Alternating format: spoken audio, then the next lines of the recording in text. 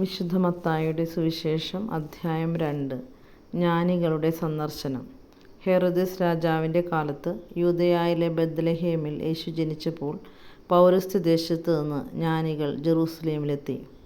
അവർ അന്വേഷിച്ചു, എവിടെയാണ് യഹൂദന്മാരുടെ രാജാവായി ജനിച്ചവൻ? ഞങ്ങൾ കിഴക്ക് അവൻ്റെ നക്ഷത്രം കണ്ട് അവനെ ആരാധിക്കാൻ വന്നിരിക്കുകയാണ്.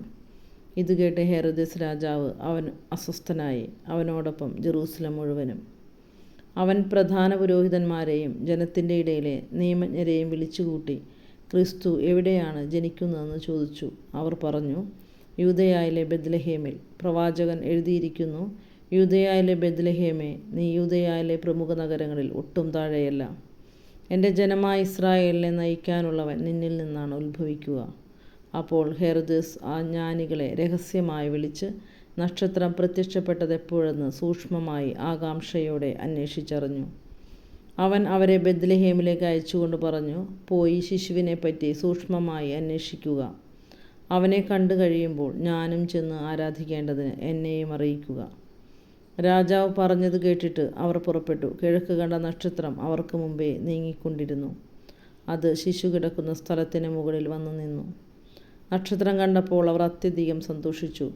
അവർ ഭവനത്തിൽ പ്രവേശിച്ച് ശിശുവിനെ അമ്മയായ മറിയത്തോടുകൂടി കാണുകയും അവനെ കുമ്പിട്ട് ആരാധിക്കുകയും ചെയ്തു. നിക്ഷേപപാത്രങ്ങൾ തുറന്ന് പൊന്നും കുന്തിരുക്കവും മീറയും കാഴ്ചയർപ്പിച്ചു. ഹെരോദസിൻ്റെ അടുത്തേക്ക് മടങ്ങിപ്പോകരുതെന്ന് സ്വപ്നത്തിൽ മുന്നറിയിപ്പ് ലഭിച്ചതനുസരിച്ച് അവർ മറ്റൊരു വഴിയെ സ്വദേശത്തേക്ക് പോയി. ഈജിപ്തിലേക്കുള്ള പലായനം. അവർ പോയി കഴിഞ്ഞപ്പോൾ കർത്താവിൻ്റെ ദൂതൻ സ്വപ്നത്തിൽ പ്രത്യക്ഷപ്പെട്ട് ജോസഫിനോട് പറഞ്ഞു, എഴുന്നേറ്റ് ശിശുവിനെയും അമ്മയെയും കൂട്ടി ഈജിപ്തിലേക്ക് പലായനം ചെയ്യുക. ഞാൻ പറയുന്നതുവരെ അവിടെ താമസിക്കുക. ഹെരോദസ് ശിശുവിനെ വധിക്കാൻ വേണ്ടി ഉടനെ അന്വേഷണം തുടങ്ങും. അവൻ ഉണർന്ന് ശിശുവിനെയും അമ്മയെയും കൂട്ടി ആ രാത്രി തന്നെ ഈജിപ്തിലേക്ക് പോയി. ഹെരോദസിൻ്റെ മരണം വരെ അവിടെ വസിച്ചു. ഈജിപ്തിൽ നിന്ന് ഞാൻ എൻ്റെ പുത്രനെ വിളിച്ചു എന്ന് പ്രവാചകനിലൂടെ കർത്താവ് അരുളി ചെയ്തത് പൂർത്തിയാകാനാണ് ഇത് സംഭവിച്ചത്. ജ്ഞാനികൾ തന്നെ കബളിപ്പിച്ചെന്ന് മനസ്സിലാക്കിയ ഹെരോദസ് രോഷാകുലനായി.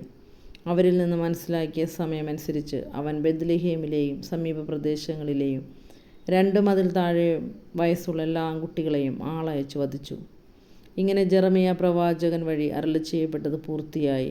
റാമായിൽ ഒരു സ്വരം, വലിയ കരച്ചിലും മുറവിളിയും. റാഹേൽ സന്താനങ്ങളെക്കുറിച്ച് കരയുന്നു. അവളെ സാന്ത്വനപ്പെടുത്തുക അസാധ്യം, എന്തെന്നാൽ അവൾക്ക് സന്താനങ്ങൾ നഷ്ടപ്പെട്ടിരിക്കുന്നു.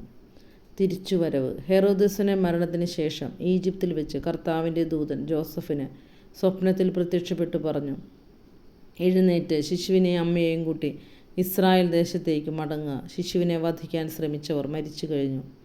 അവൻ എഴുന്നേറ്റ് ശിശുവിനെയും അമ്മയെയും കൂട്ടി ഇസ്രായേൽ ദേശത്തേക്ക് പുറപ്പെട്ടു. മകൻ അർക്കലാവോസാണ് പിതാവായ ഹെരോദസിൻ്റെ സ്ഥാനത്ത് യൂദയായിൽ ഭരിക്കുന്നതെന്ന് കേട്ടപ്പോൾ അവിടേക്ക് പോകാൻ ജോസഫിന് ഭയമായി. സ്വപ്നത്തിൽ ലഭിച്ച മുന്നറിയിപ്പനുസരിച്ച് അവൻ ഗലീലി പ്രദേശത്തേക്ക് പോയി. അവൻ നസ്രായൻ എന്ന് വിളിക്കപ്പെടും എന്ന് പ്രവാചകൻ വഴി അരുളി ചെയ്യപ്പെട്ടത് നിവൃത്തിയാകുവാൻ നസ്രത്ത് എന്ന പട്ടണത്തിൽ അവർ ചെന്ന് പാർത്തു.